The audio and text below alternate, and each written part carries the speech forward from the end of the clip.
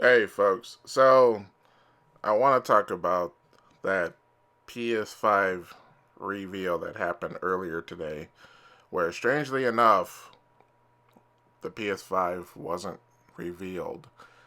So, let me start off by saying that, I heard about this live stream that was happening today, scheduled at noon my time, and I had to take my dog out because we got a new puppy. Took him out, let him do his thing, and it was right at the time the live stream was going to start. And I actually felt that I was going to miss out on something incredibly cool. Well, needless to say, when I entered the house and I heard Mark Cerny talking, I immediately asked myself what's going on because this live stream felt like it had little to no life. And needless to say, I proceeded to watch this live stream conference, tech talk, whatever it was, for the next 50 plus minutes. And I found the entire quote unquote reveal to be incredibly lackluster. Now, I know what a lot of people are going to say, those that actually watch this video, that hey, this is supposed to be something for the GDC, something for developers, something for programmers. And I get all that. I work in the IT industry. I'm not a huge tech head. I know my basics around computers and teraflops and terabytes and all that floating points. I get all that. But even if I was the biggest gearhead out there, I would feel that this presentation would have put me to sleep. It felt very lackluster. It felt very deadpan. I saw a lot of jokes on Twitter about Mark Cerny looking like Dana Carvey. That's the first thought I had. But the whole thing just came off very well underdeveloped. And unfortunately, being a fan of the PlayStation brand, uh, it's looking like Xbox is currently ahead of the game here. And but I'll get into the whole teraflop things later. But this whole approach by Sony is concerning me, and I'll start off here. We're into March 2020, and granted, we are in the middle of a pandemic, like a global health-wide pandemic, and so not everything is going to pan out perfectly well. I understand that, but it looks like the folks at Microsoft, who has made mistakes over the past, 10 to 15 plus years, with the Xbox 360 and the, Red Ring of Death and the Xbox One and the Kinect. And, they've made a whole lot of mistakes. But it looks like to me that with this new Xbox Series X, they are trying at least pretend, it looks like they're trying to put their best foot forward. And they had their little tech demo yesterday or the day before.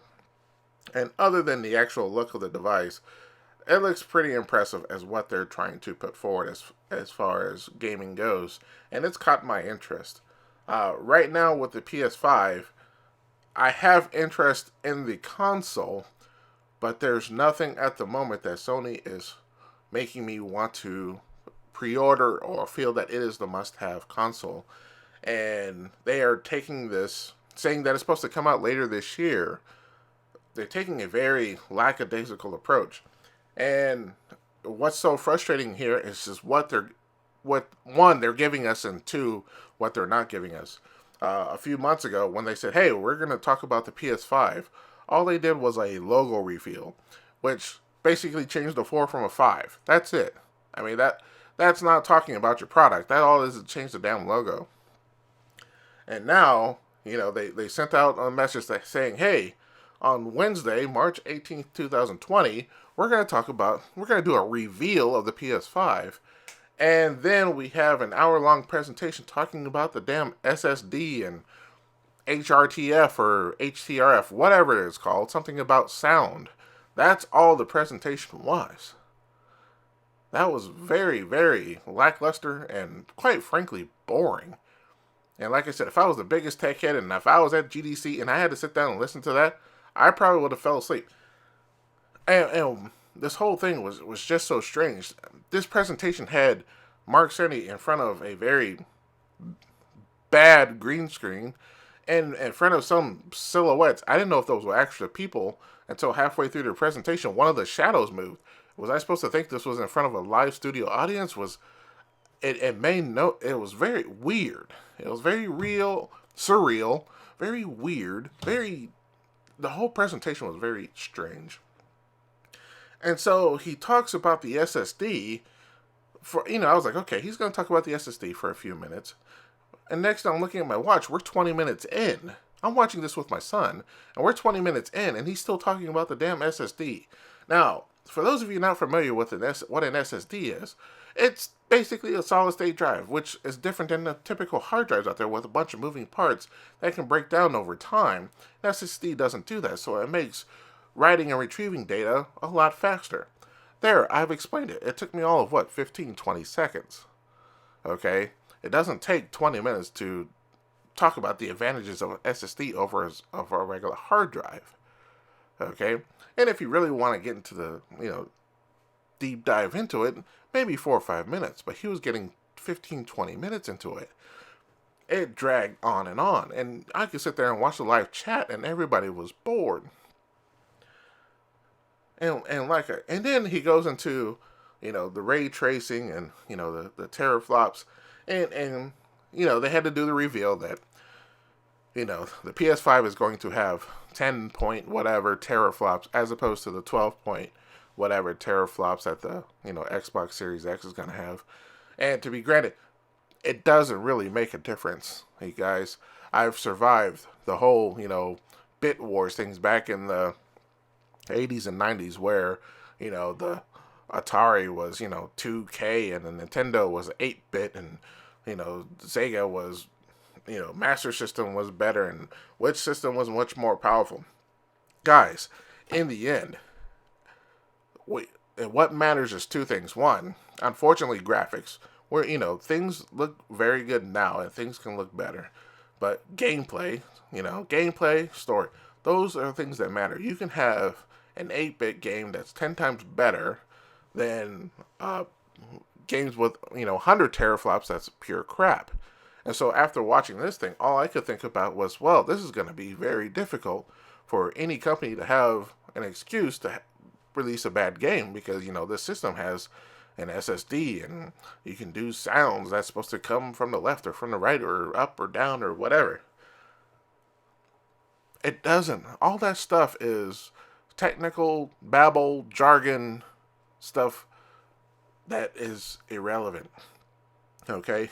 When PS5 is putting out so little information and the fans of Sony, of PlayStation, want to find out more about what's coming out. We're what? 8 months away? 7, 8 months away from the holiday season? It's March. Holiday season is basically November, so 8 months away. So we want to find out, one, what games you're going to have. Two, what the system looks like. And three, how much it's going to cost. Now, E3 is canceled, and Sony wasn't going to be there anyway. But it's getting to the point where we just want to find out more information. Okay? We're in March. If you give us the information in April, May, June, and say, hey, in 5 months this is coming, that's perfectly fine.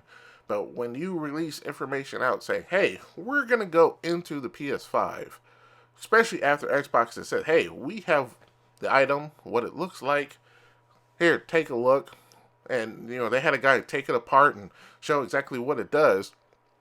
Sony cannot afford to make these continual missteps marketing-wise. This was a huge, marketing blunder for Sony. And, like I said, a lot of folks are saying, hey, this was for developers.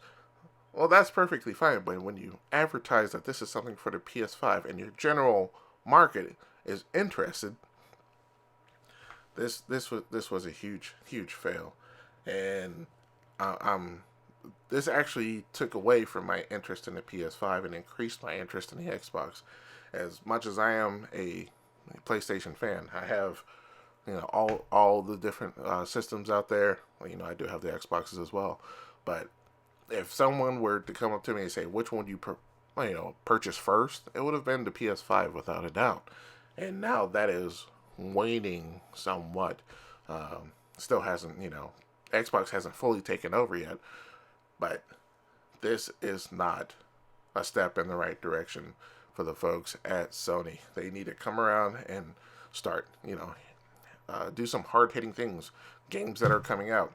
The, next Horizon Zero Dawn, the next Spider-Man, the next, God of War, or anything to that liking, similar.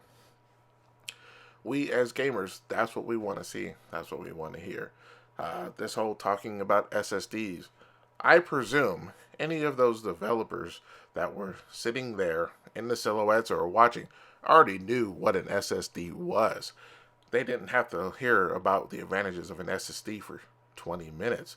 The other stuff about, the teraflops and the ray tracing and the, HTRF and all that, that was all fine and dandy. But Mark Cerny was talking to like we didn't understand what it was. And so from a mass marketing perspective, it failed miserably. And from a developer perspective, it was not very intriguing. So anyway, I wanted to just talk about that for a few minutes. And like I said, Sony, you guys need to put your best foot forward. I think, going forward, you guys need to put out hard-hitting, take a page from Nintendo, take a page from Microsoft, see what they're doing, and do the same thing. Say, hey, this is what we're coming out with. Yeah, it's not as powerful as the other guys, but it's all about the games.